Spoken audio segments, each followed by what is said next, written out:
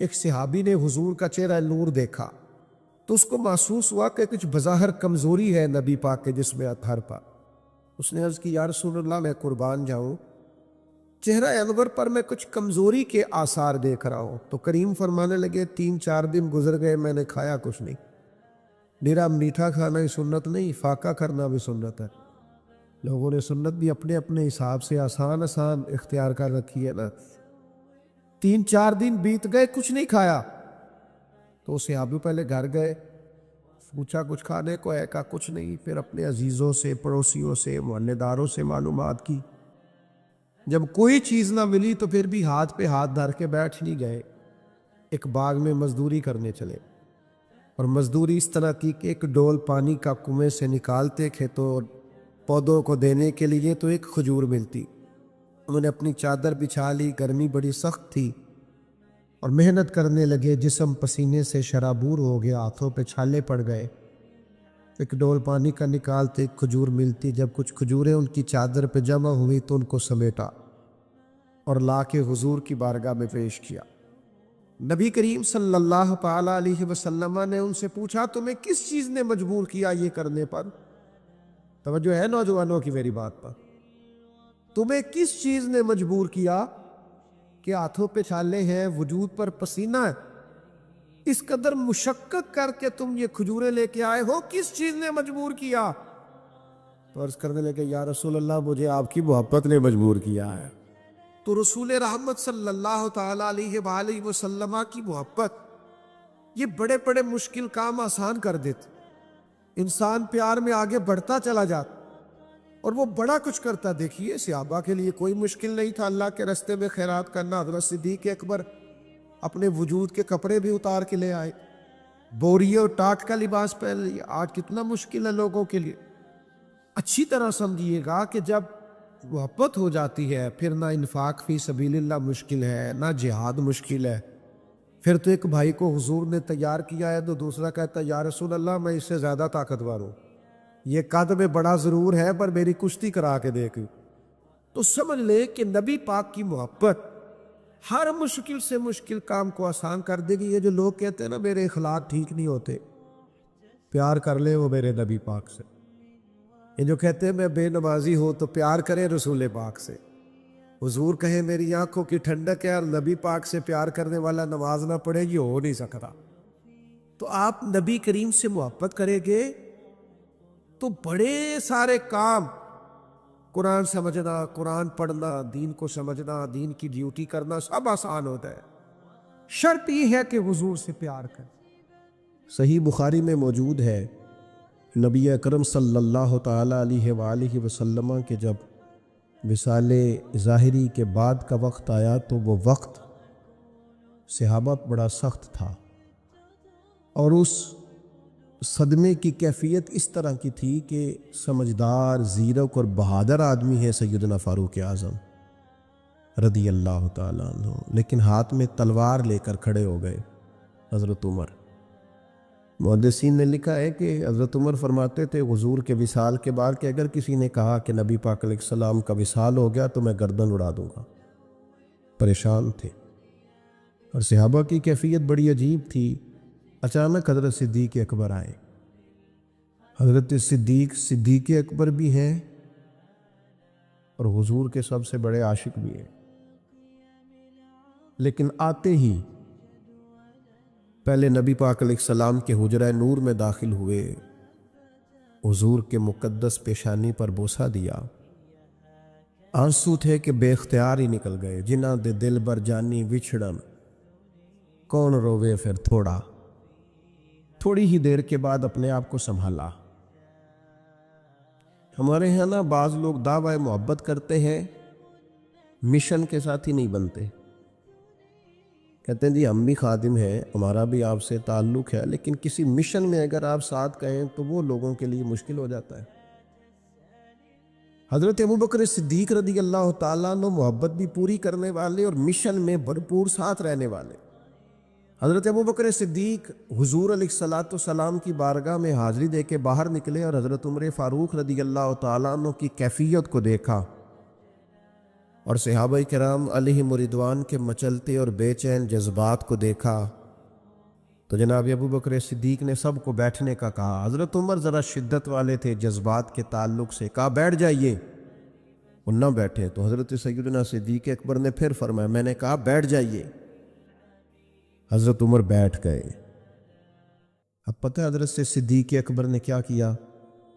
قرآن مجید کی ایک آیت پڑھی، وَمَا مُحَمَّدٌ إِلَّا رَسُولٌ، فرمایا محمد صلی اللہ تعالیٰ علیہ وسلم ایک رسول ہیں، قد خلت من قبلہ الرسل، ان سے پہلے بھی رسول گزر گئے، تو کیا اگر وہ وصال فرما جائیں یا شہید کر دیے جائیں تو تم الٹے پاؤں پلٹ جاؤ گے؟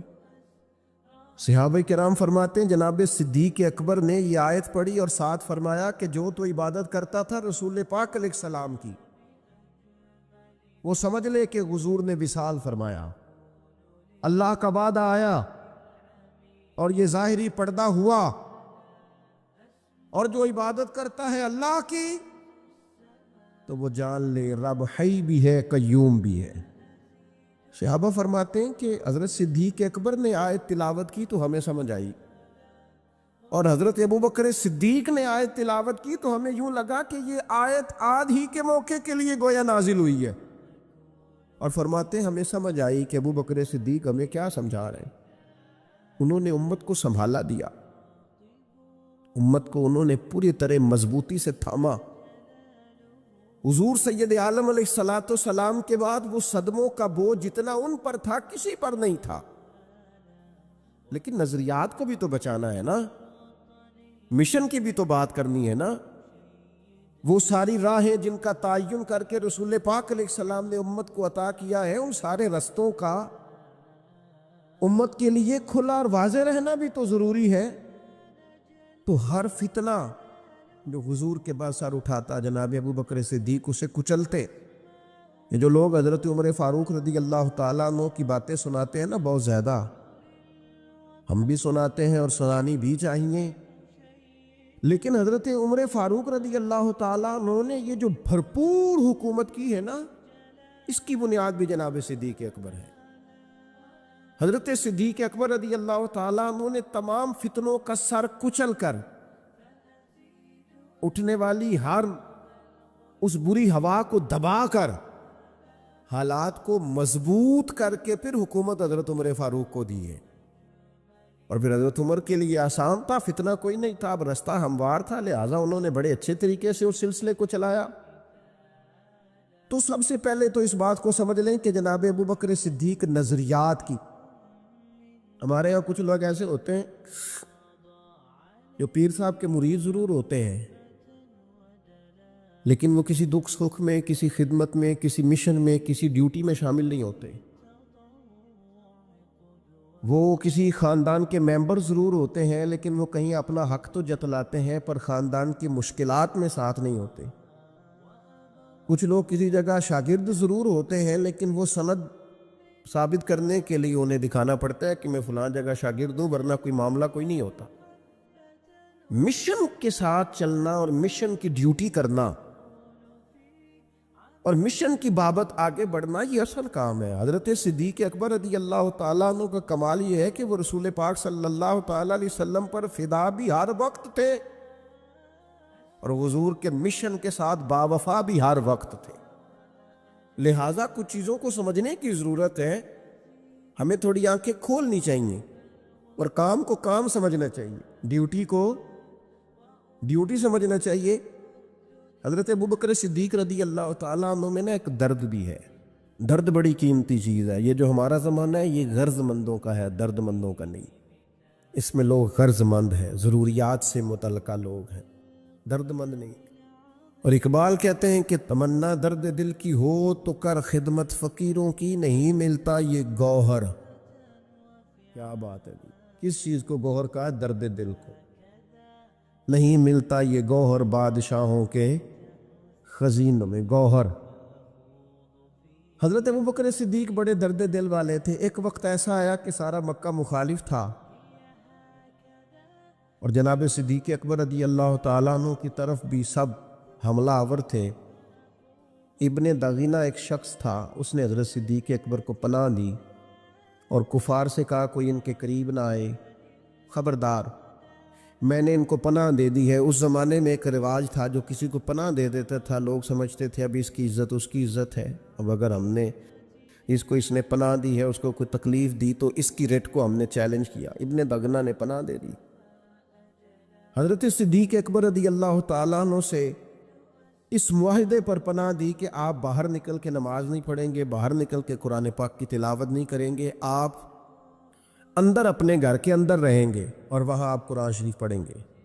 حضرت ابوبکر صدیق گھر کے اندر بیٹھ کے قرآن پاک پڑھتے اور پڑھ کے اس درد سے روتے کہ قریش کی عورتیں اور بچے آپ کے گرد جمع ہو جاتے، قرآن سننا ہے۔ میرے اصحاب قبلہ عالم فرمایا کرتے تھے جو بات تم پہ طاری نہیں ہو رہی وہ کسی اور پر کیسے ہوگی، جس نے تمہیں مزہ نہیں دیا جس بات نے وہ کسی اور کو کیا دے گی۔ قرآن مجید جب آپ پورا مزہ لے کے نہیں پڑھ رہے، آپ کسی مجبوری کے تحت اسے دیکھ رہے ہیں تو وہ دوسرے پر کیسے طاری ہوگا۔ آپ جب اس کا ذوق لیتے ہیں نا، اس کا لطف لیتے ہیں، اور بھائی کسی رونے والے کو دیکھ کے بھی کبھی کبھی رونا آ جاتا ہے۔ آپ کو مزہ آ رہا ہوگا تو انشاءاللہ کسی اور کو بھی آئے گا، لیکن اگر آپ اس کا مزہ ہی نہیں لے رہے، اس کا لطف ہی نہیں لے رہے، آپ اس پورے ذوق کے ساتھ کام ہی نہیں کر رہے تو پھر دوسروں کو کیسے مزہ آئے گا۔ حضرت صدیق اکبر درد سے روتے تو وہ قریش سارے کٹھے ہو کے نا کفار ابن دغینہ کے پاس آ گئے، آ کے کہنے لگے کہ وہ تو ہماری تو ساری عورتیں اور بچے ابو بکر صدیق کے گرد کھڑے رہتے ہیں، وہ ڈر گئے کہ کہیں یہ مسلمان ہی نہ ہو جائے، کیونکہ پڑھتے تھے اور روتے تھے۔ انہوں نے کہا کہ ابو بکر کو منع کریں۔ بعض روایتوں میں تو یوں بھی آیا کہ ان سے کہیں کہ پڑھ لیا کرے قرآن پاک، پر پڑھ کے رویا نہ کرے۔ وہ جو درد ہے نا، وہ جو سوز ہے نا، وہ جو ان کے اندر کی کیفیت ہے نا، وہ لوگوں کو اپنی طرف کھینچتی ہے۔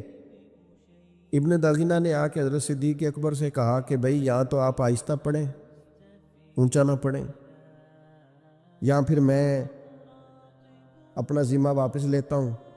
حضرت صدیق اکبر رضی اللہ تعالیٰ عنہ کہنے گھر کے اندر تو ہوں اور میں کیا کروں؟ انہوں نے کہا جی آپ جب پڑھ کے روتے ہیں نا تو مشکل ہوتی ہے، لوگ میرے پاس آ گئے ہیں، پڑھ لیا کریں، پر یہ اونچا پڑھنا اور پڑھ کے رونا۔ حضرت صدیق کہنے لگے تو اپنا ذمہ اپنے پاس رکھ، میں یا رب کے ذمے پہ ہوں یا رب کے رسول کے ذمہ پہ ہوں، میں ان کے ذمہ کرم پہ ہوں تو اپنا ذمہ اپنے، ہمیں اللہ رسول کافی ہے، ہمیں کسی اور کے ذمے کی ضرورت نہیں، کسی اور کے ذمہ کی ضرورت نہیں۔ اس لیے درد دل، طبیعت کا ذوق، اور جب یہ درد دل ہوتا ہے نا پھر انسان کہیں نہ کہیں پرہیزگار بھی ہوتا ہے، تقویٰ بھی نصیب ہوتا ہے۔ حضرت ابو بکر صدیق رضی اللہ تعالیٰ عنہ سادہ طرز زندگی کے قائل تھے۔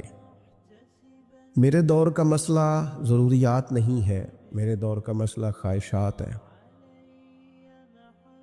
خواہشات ہر روز بڑھتی چلی جا رہی ہیں، اور کچھ لوگ ایسے ہیں جو غربت کی چکی میں پستے چلے جا رہے ہیں۔ کچھ اس لیے رات بھر نہیں سوتے کہ میں نیا ڈیزائن دیکھ کے آیا ہوں، کہیں ایسا نہ ہو کہ صبح میرے جانے سے پہلے پہلے کوئی اور نہ لے جائے، اور کئی اس لیے رات بھر نہیں سو پاتے کہ صبح اگر بچے فیس کا مطالبہ کریں گے تو میں نے کہاں سے دینی ہے۔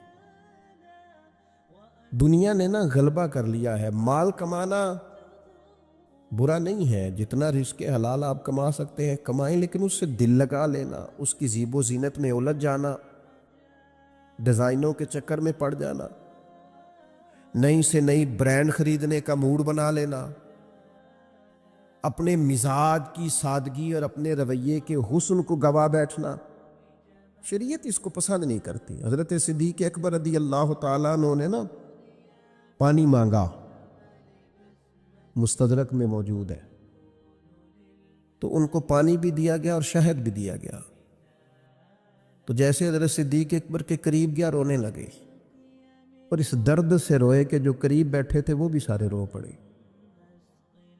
حضرت صدیق اکبر رضی اللہ تعالیٰ عنہ کے درد نے درد بانٹا، تمنا درد دل کی ہو تو کر خدمت فقیروں کی۔ اس درد سے روئے کہ وہ سب بھی روئے۔ آپ تو تھوڑی دیر کے بعد خاموش ہو گئے، لیکن لوگ روتے ہی رہے، اور جب کچھ سنبھلے تو لوگوں نے پوچھا حضور کیا ہوا؟ امیر المومنین ہے سیدنا صدیق اکبر، فرمانے لگے میں ایک دفعہ نبی پاک علیہ السلام کی بارگاہ میں حاضر تھا، تو حضور کسی چیز کو کہہ رہے تھے دور ہٹ جا مجھ سے، دور ہٹ جا مجھ سے، دور ہٹ جا۔ میں سمجھ نہ پایا، میں نے عرض کی یا رسول اللہ صلی اللہ تعالیٰ علیہ وسلم یہاں تو کچھ بھی نہیں ہے، آپ کس چیز کو دور ہٹا رہے ہیں؟ تو محبوب فرمانے لگے ابو بکر دنیا بن سنور کر میرے پاس آئی تھی، لیکن میں نے اسے کہا مجھ سے دور ہٹ جا، مجھے تجھے قریب نہیں کرنا۔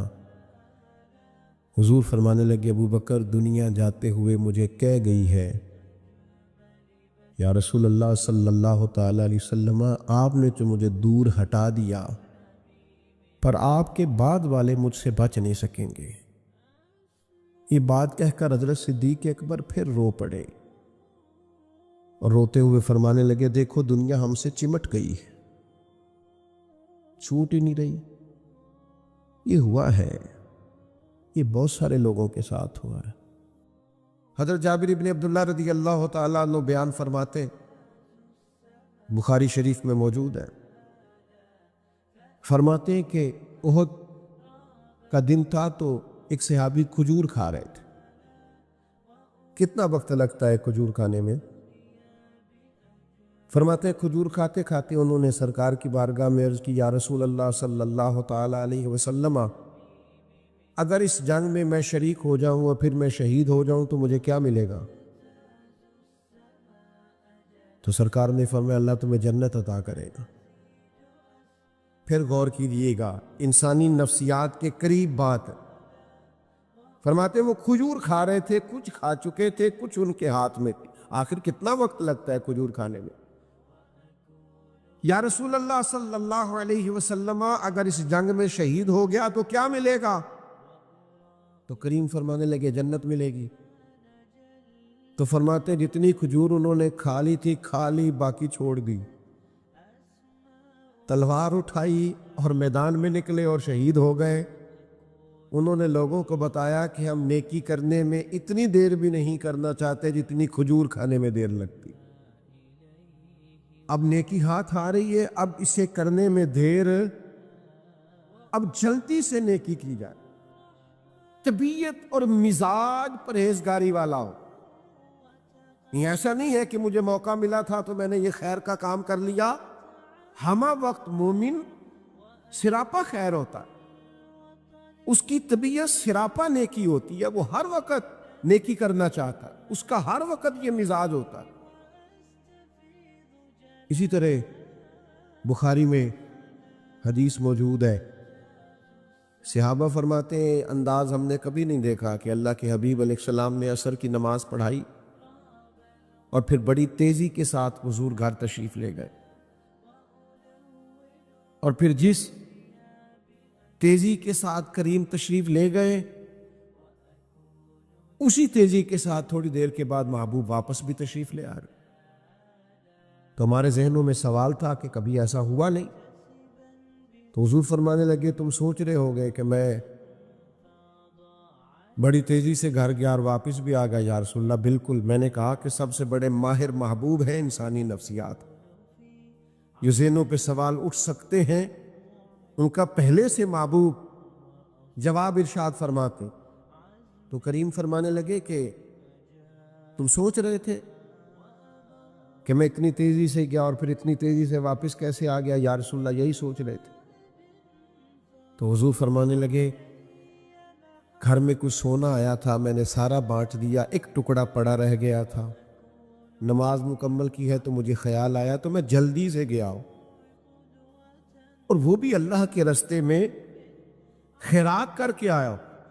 معنی کیا ہے کہ نیکی کا وقت ہے اور آپ کو یاد آ گیا ہے کہ یہ خیر میرے ذمے ہے، پھر اس کو لیٹ نہیں کرنا، پھر اس پہ لیت العلہ نہیں کرنا، پھر اس نیکی کے کام کو جلدی سے کر گزریں، وقت کا پتہ نہیں ہے، لہذا غلبہ ہو طبیعت پر نیکی کی۔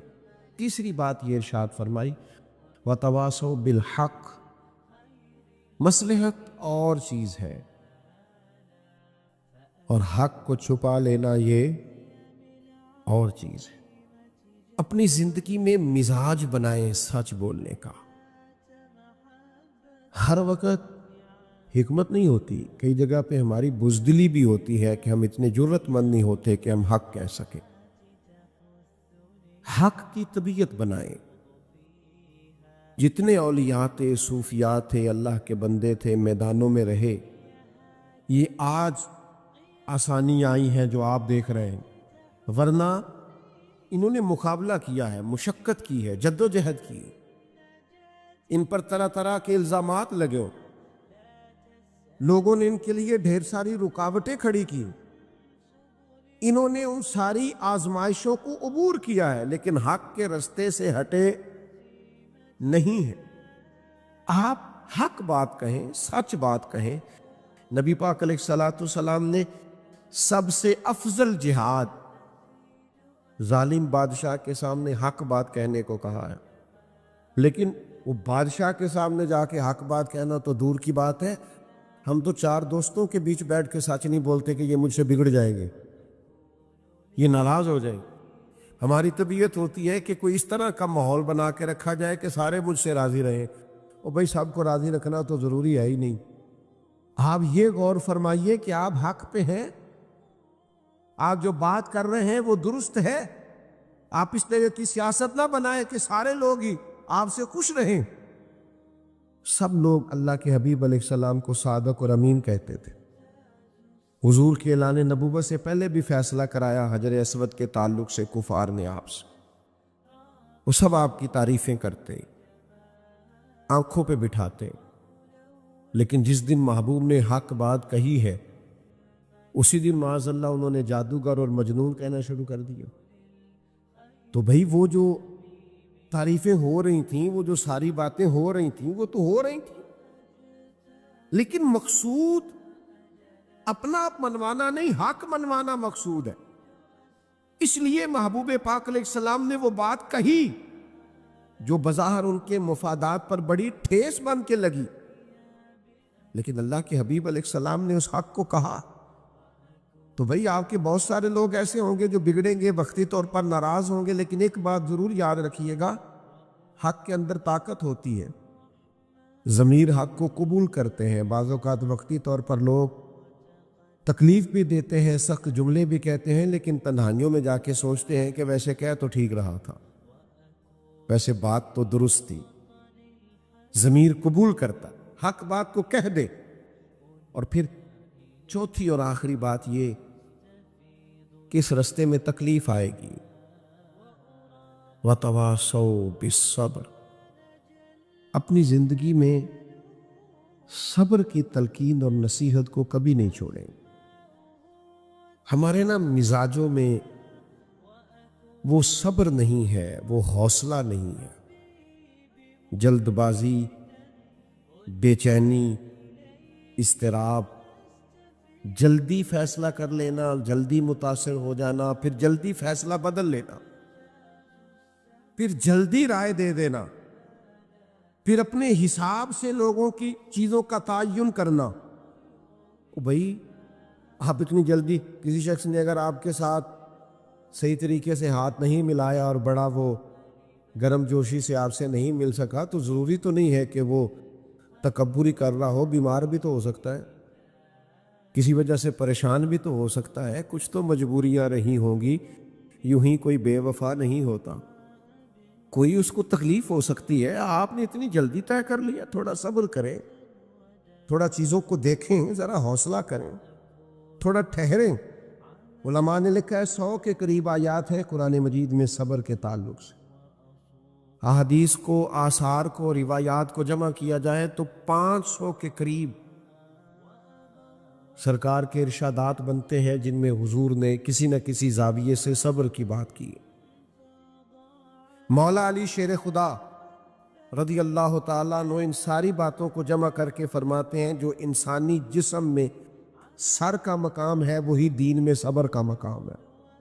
لیکن اگر صبر ہی نہ ہو، حوصلہ ہی نہ ہو، اطمینان ہی نہ ہو. ہم نہ حرمین کے سفر پہ تھے، دعا فرمائے اللہ تعالیٰ سب کو بار بار حاضری نصیب کرے. اللہ ہماری کمزوریوں غلطیوں سے درگزر کرے. ایک سفر میں تھے تو ہمارا خیال تھا کہ انتظام بڑا ہی اچھا ہے، لیکن کچھ حجاجے، کچھ زائرین پھر بھی تھوڑے سے مضطرب تھے، پریشان تھے. تو گفتگو ہو رہی تھی تو ایک بزرگ تھے وہاں، اللہ تعالیٰ نے توفیق دی تو ڈھیر ساری ان کی حاضریاں تھیں. انہوں نے بڑی خوبصورت بات کی، حالانکہ سادے آدمی تھے، بہت زیادہ پڑھے لکھے نہیں تھے. کہنے لگے اللہ کا شکر ہے مجھے اللہ نے بڑی حاضریاں دی ہے، اور چند سالوں کے بعد دوبارہ آئے، چند سالوں میں ہم نے دیکھا تبدیلیاں ہوتی رہیں، آسانیاں ہوتی رہیں، سفری سہولیات میسرات، بڑا کچھ. لیکن وہ کہتے ہیں جیسے جیسے آسانیاں ہوتی جا رہی ہیں نا، بعض لوگ ویسے ویسے بے چین رہتے جا رہے ہیں. بھئی اب تو آسانیاں بڑھ رہی ہیں. دیکھیے نا، لوگ یہاں سے بحری سفر کے ذریعے جاتے تھے اور وہ دنوں میں سفر ہوتا تھا، ہفتہ ڈیڑھ ہفتہ لگتا تھا اور مشکل تھی. اور اب آپ دیکھیے کہ وہ استری نہیں ٹوٹتی کپڑوں کی، 4.5 گھنٹے میں آپ آرام سے پہنچ جاتے ہیں. لیکن اگر اس کے باوجود بھی اضطراب ہی نہ ٹوٹے، پریشانی ہی نہ ٹوٹے، اور آپ کو گھر سے سواری نے بٹھایا ہے، آپ کو کسی اونٹ کا سفر نہیں کرنا، اور یہ سارے سفر ہو چکے ہیں، ہمارے بزرگوں نے کیے. آپ کو کوئی پیدل سفر نہیں کرنا، آپ کو گھوڑے پہ نہیں بیٹھنا، آپ کو کوئی ایسی مشقت، اور اس کے باوجود بھی اگر اضطراب ختم نہ ہو، پریشانی ختم نہ ہو، ذہنی الجھاؤ اور تناؤ ختم نہ ہو، تو مانا کیا ہو؟ آپ کو تو یہ غور کرنا چاہیے تھا کہ دیکھیے آپ آئے کہاں ہیں. وہ کسی نے کیا خوبصورت بات کی تھی، زائر کوے جنا آہستہ چل. یہ ذرا یہ تخیل دیکھیے گا. کہنے لگے وہ دیکھ آیا ہے کہاں، تجھے کبھی پتہ چل جائے نا تو کھڑا کہاں پہ ہے. زائر کوے جنا آہستہ چل، دیکھ آیا ہے کہاں، آہستہ چل. حاضری میں ہے ملک 70,000 قدسیوں کے درمیان. آہستہ چل، غور کر، چیزوں کو سمجھ، اپنی زندگی میں صبر لائیں، حوصلہ لائیں، بردباری لائیں. آپ کے مزاج میں ایسی وفاداری ہو کہ بہت سارے لوگ تو ڈوبتے نظر آئیں، آپ کے صبر میں غرق ہوتے ہوں دشمن. آپ کی طبیعت میں وہ بلا کا حوصلہ ہو، بردبار بنے، حوصلہ مند بنے. محرم شریف ختم ہو گیا، میدان کربلا کے اندر تلوار کا تلوار سے مقابلہ ہی نہیں ہوا. وہاں تو تلواروں کا صبر سے مقابلہ ہوا، لیکن آپ اندازہ کر لیں تلواریں ہار گئیں اور صبر جیت گیا. اور قرآن مجید نے جو بات ارشاد فرمائی بڑی انوکھی ہے، ان اللہ مع الصابرین. باقی ہر نیکی پر اجر ملتا ہے اور صبر کرنے والے کو رب رحمان ملتا ہے. اللہ کہتے ہیں میں صبر کرنے والے کے ساتھ ہوں، میں تیرے ساتھ. بھائی بے حوصلہ نہ ہو. اور آپ ذرا صبر کر کے تو دیکھیں. میں ایک گزارش، ایک بزرگ آئے تو وہ مجھ سے کہنے لگے کہ حضرت میں بڑا ہی ڈانٹ ڈپٹ بھی کرتا ہوں، غصہ بھی کرتا ہوں، بچے بات نہیں سنتے، بیٹیاں نہیں سنتی، بہویں نہیں سنتی، توجہ ہی نہیں کرتے. تو میں نے کہا کہ چھوٹا آدمی ہوں، اب یہ کہ آپ کو میں سمجھاؤں گا تو اچھا تو نہیں لگے گا، پر آپ ایک دن ایسا تو کریں کہ وہ جو گھر جا کے آپ ڈانٹ ڈپٹ کرتے ہیں وہ نہ کریں، بلکہ سوائے السلام علیکم کے کوئی کلام ہی نہ کریں، اور سیدھا اپنے کمرے میں چپ کر کے جا کے تو دیکھیں. یہ صبر یہ کریں تو صحیح. تو اگلی صبح مجھے ملے، کہنے لگے وہ تو انقلاب آ گیا. میں نے کہا کیا ہوا؟ کہنے لگے السلام علیکم کہہ کے میں سیدھا کمرے میں چلا گیا ہوں، 20 منٹ خاموش ہو کے بیٹھا ہوں. پہلے ایک بچہ آیا، کہتا ابا جی طبیعت صحیح ہے آپ کی؟ پھر دوسرا آیا، اس نے کہا کوئی پریشانی تو نہیں؟ پھر وہ بہو جس پر مجھے سب سے زیادہ شکوہ تھا وہ آئی، اس نے کہا کہ آپ نے کو اپنی مرضی کی چیز کھانی ہو تو میں بنا دوں؟ تو کہنے لگے یہ کیا ہوا؟ تو میں نے کہا یہ وہ والا حوصلہ ہے جس سے انسان کو خدائی مدد ملتی ہے۔ آپ تھوڑا صبر تو کریں، بہت زیادہ شدت کے ساتھ بے چینی کا اظہار کرنا یہ تو کئی دفعہ بے آبرو کر دیتا ہے آپ کے۔ آپ اپنے دکھوں کا بہت زیادہ اظہار کرتے ہیں تو لوگ بزدل سمجھنا شروع کر دیتے ہیں۔ طاقتور رہنے کا طریقہ یہ ہے صبر سے رہے، حوصلے سے رہے۔ اور پھر میں آپ کو ایک بات اور بھی عرض کروں، جو آزمائش آتی ہے وہ آ کے رہتی ہے۔ آپ کا جتنے مرضی بڑے بڑے لوگوں سے رابطہ ہو، درجنوں ڈاکٹر آپ کے ارادت مند عقیدت مند ہوں، جو بیماری آئے گی وہ اپنے وقت پہ جائے گی۔ انسان کو اللہ تبارک و تعالیٰ کے فیصلوں پر راضی رہنا چاہیے، اس کو مقام تسلیم و رضا پہ کھڑا ہونا چاہیے۔ بہت زیادہ اضطراب کہ یہ کیوں نہیں ہو رہا اور فلاں معاملہ کیوں ٹھیک نہیں ہو رہا، بھئی اللہ کی شان ہے، جب کریم چاہے گا اپنے فضل سے چیزوں کو بہتر کر دے گا۔ لیکن اتنا ذہنی الجھاؤ یہ درست نہیں ہے۔ اللہ کے بندوں کی شان جو ہوتی ہے ان میں بہت ٹھہراؤ ہوتا ہے، ان میں بہت حوصلہ ہوتا ہے۔ حضرت بس بات سمیٹ رہا ہوں، حضرت نصیر الدین چراغ دہلوی رحمۃ اللہ علیہ خلیفہ تھے حضرت سلطان المشائخ خواجہ نظام الدین صاحب رحمۃ اللہ علیہ کے۔ تو جب انہوں نے تبلیغ و ارشاد کا کام شروع کیا نا، لوگوں کو واعظ و نصیحت اور گفتگو اور بیت و ارشاد، تو یہ کوئی آسان کام نہیں ہے۔ جب ہزاروں لوگ آپ کے سامنے بیٹھے ہوتے ہیں اور آپ اکیلے سامنے بیٹھے ہوتے ہیں تو ان سب نظروں کے معیار پر آپ کو پورا اترنا ہوتا ہے۔ یہ شہادت گاہ الفت میں قدم رکھنا ہے۔ لوگ آسان سمجھتے ہیں مسلمان ہونا، تو اب وہ حالات اس طرح کے ہوئے کہ جب وہ تبلیغ و ارشاد کا سلسلہ شروع ہوا تو چونکہ اس رستے میں مشکلات ہوتی تو وہ طرح طرح کی باتیں سننا اور ساری چیزیں جب سامنے آئیں تو ایک دن حضرت خواجہ نصیر الدین صاحب رحمۃ اللہ علیہ نے ایک خط لکھا اور حضرت امیر خسرو رحمۃ اللہ علیہ کو اپنا سفارشی بنایا اور کہا حضرت کی خدمت میں میرا عریضہ پیش کریں۔ اور خط کا مضمون یہ تھا کہ بندہ نواز، میں آپ کی لگائی ہوئی ساری ڈیوٹیاں کرنے پہ کو تیار ہوں، پر یہ جو لوگوں کے بیچ رہ کے تبلیغ کرنا اور نصیحت کرنا، تربیت کرنا، یہ مشکل کام ہے، مجھے وہی خدمت پہ ہی رکھ لیں۔ میں خانقاہ کے مہمانوں کی نوکری کروں گا وہی ٹھیک ہے، یہ مشکل کام ہے۔ یہ خط لکھا کہ حضرت مہربانی فرمائیں میں وہ والی ڈیوٹی کروں گا۔ تو کہتے ہیں زندگی بھر حضرت سلطان المشائخ کو اتنا جلال بھی نہیں دیکھا، خط پڑھا تو ناراض ہو گئے، جلال دکھایا۔ فرمایا خسرو سے کہو کہ طریقہ وہی ہے جو رسول پاک کی سیرت نے ہمیں عطا فرمایا ہے۔ لوگوں کے بیچ رہنا ہے، ان کی طرف سے آنے والی تکلیفوں پر صبر کرنا اور ان کو گفتگو سے، اپنی بات سے، اپنے طریقے سے ان کی تربیت کرنی، یہی طریقہ ہے اور یہی چلے گا۔ اور اسے کہو کہ یہی وہ رستہ ہے جس رستے پہ چل کے پتہ چلے گا کہ ہم صبر کتنا کرتے ہیں۔